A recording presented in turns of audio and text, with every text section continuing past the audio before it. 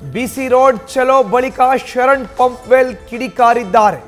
ಬಂಟ್ವಾಳದ ಹಿಂದೂಗಳಿಗೆ ಶರೀಫ್ ಸವಾಲನ್ನ ಹಾಕಿದ್ದ. ಹಿಂದೂ ಸಮುದಾಯವನ್ನೇ ಶರೀಫ್ ಕೆಣಕಿದ್ದಾನೆ. ಬಿಸಿ ರೋಡ್ ಚಲೋ ಬಳಿಕ ಶರಣ್ ಪಂಪ್ವೆಲ್ ಕಿಡಿಕಾರಿದ್ದಾರೆ. ಬಂಟ್ವಾಳದ ಹಿಂದೂಗಳಿಗೆ ಶರೀಫ್ ಸವಾಲನ್ನ ಹಾಕಿದ್ದ. ಆ ಮೂಲಕ ಹಿಂದೂ ಸಮುದಾಯವನ್ನೇ ಶರೀಫ್ ಕೆಣಕಿದ್ದಾನೆ. ಬಂಟ್ವಾಳಕ್ಕೆ ಬಂದ್ರೆ ಸಲ್ಯೂಟ್ ಮಾಡ್ತೀನಿ ಎಂದಿದ್ದ. ಸವಾಲು ಸ್ವೀಕರಿಸಿ ನಾವು ಬಿಸಿ ರೋಡ್ಗೆ ಬಂದಿದ್ದೇವೆ.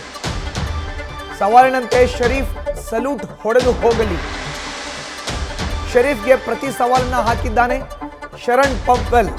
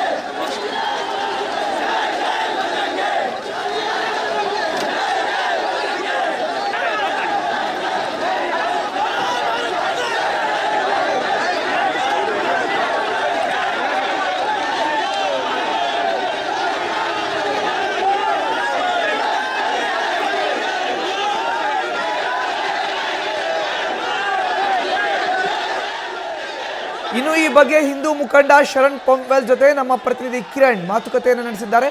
ನೋಡೋಣ ಬನ್ನಿ. ಹಿಂದೂ ಸಂಘಟನೆಗಳ ಕಾರ್ಯಕರ್ತರು ಕರೆ ನೀಡಿದ್ದ ಬಿಸಿ ರೋಡ್ ಚಲೋಗೆ ಈಗಾಗಲೇ ವಿಶ್ವ ಹಿಂದೂ ಪರಿಷತ್ ಮುಖಂಡ ಶರಣ್ ಪಂಪ್ವೆಲ್ ಬಂದಿದ್ದಾರೆ. ಅವರನ್ನೇ ಮಾತಾಡಿಸ್ತೀನಿ. ಏನಿದು ಸವಾಲು? ಯಾಕೆ ಈ ಸವಾಲನ್ನು ಸ್ವೀಕರಿಸಿ? ನೋಡಿ, ಹಿಂದೂ ಸಮಾಜವನ್ನು ಕೆಣಕಿದ್ದಾನೆ ಅವನು ಸವಾಲು ಹಾಕಬೇಕಾದ್ರೆ ಹೇಳಿದ, ನಿನಗೆ ತಾಕತ್ತಿದ್ರೆ ನೀನು ಇಲ್ಲಿಗೆ ಬಾ. ಅಷ್ಟು ಮಾತ್ರ ಅಲ್ಲ, ನನಗೆ ಮಾತ್ರ ಅಲ್ಲ, ಬಂಟ್ವಾಳದಲ್ಲಿರುವಂಥ ಎಲ್ಲ ಹಿಂದೂಗಳಿಗೆ ಅವನು ಸವಾಲು ಹಾಕಿದ್ದಾನೆ. ಇವತ್ತು ಸವಾಲಿಗೆ ಉತ್ತರ ಕೊಡಲಿಕ್ಕೋಸ್ಕರ ಆ ಸವಾಲನ್ನು ಸ್ವೀಕಾರ ಮಾಡಿ ಇವತ್ತು ಸಾವಿರಾರು ಕಾರ್ಯಕರ್ತರು ಸ್ವಯಂ ಪ್ರೇರಿತವಾಗಿ ಇವತ್ತು ಬಂದಿದ್ದಾರೆ. ಹಾಗಾಗಿ ಅವನು ಮಾತಾಡಬೇಕಾದ್ರೆ ಹೇಳಿದಾನಂತೆ 16 ತಾರೀಕು ಸೋಮವಾರ ಅವನು ಬರಬೇಕು, ಬಂದರೆ ನಾವು ಸೆಲ್ಯೂಟ್ ಹೊಡಿತೇವೆ ಅಂತ ಹೇಳಿದ್ದಾನೆ.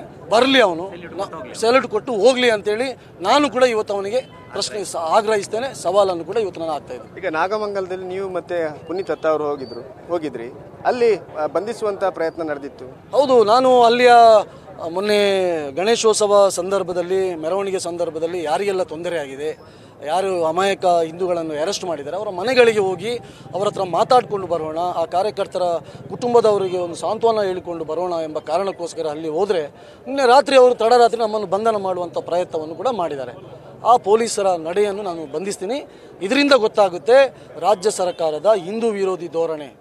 ಇವತ್ತು ಇಲ್ಲಿ ನನ್ನ ಮೇಲೆ ಪ್ರಚೋದನಕಾರಿ ಹೇಳಿಕೆ ಎಂಬ ಕಾರಣಕ್ಕೋಸ್ಕರ ನಾನು ಪ್ರಚೋದನೆ ಹೇಳಿಕೆಯನ್ನು ಕೊಟ್ಟಿಲ್ಲ, ಆದರೂ ನನ್ನ ಮೇಲೆ FIR ಹಾಕಿದ್ದಾರೆ.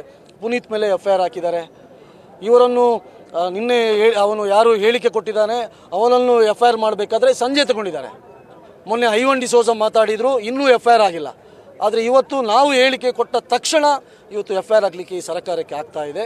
ಹಾಗಾಗಿ ಸಿದ್ದರಾಮಯ್ಯನವರ ಹಿಂದೂ ವಿರೋಧಿ ನೀತಿ ಏನು ನಡೆಯಿದೆ ಇದನ್ನು ಕೂಡ ನಾವು ಕಟ್ಟುವಾಗಿ ನಾವು ಖಂಡಿಸ್ತೀವಿ. ಈಗ ಈದ್ ಮಿಲಾದ್ ಸಂದರ್ಭದಲ್ಲಿ ಮೆರವಣಿಗೆಗೆ ಅವಕಾಶ ನೀಡಬೇಡಿ ಅನ್ನೋದು ಒಂದು ಪ್ರಚೋದನಕಾರಿ ಹೇಳಿಕೆ ಅಲ್ವಾ? ಪ್ರಚೋದನಕಾರಿ ಹೇಳಿಕೆ ಹೆಂಗೆ ಆಗುತ್ತೆ? ಕಳೆದ ವರ್ಷ ಶಿವಮೊಗ್ಗದಲ್ಲಿ ರಾಗಿಗುಡ್ಡೆಯಲ್ಲಿ ಕೂಡ ಇದೇ ರೀತಿ ಇವರದು ಈದ್ ಮಿಲಾದ್ ಮೆರವಣಿಗೆ ಹೋಗಬೇಕಾದ್ರೆ ಹಿಂದೂಗಳ ಮೇಲೆ ಹಲ್ಲೆ ನಡೆಸಿದ್ದಾರೆ, ಹಿಂದೂಗಳ ಮೇಲೆ ದಾಳಿ ನಡೆಸಿದ್ದಾರೆ. ಅದನ್ನೇ ನಾನು ಮೊನ್ನೆ ಪ್ರಶ್ನೆ ಮಾಡಿದ್ದು. ನಮಗೂ ಇದು ಸಂಶಯ ಇದೆ. ನ್ಯೂಸ್ ಫಸ್ಟ್ ನಿರ್ಭೀತಿಯಿಂದ ನಿಮ್ಮ ಪರವಾಗಿ.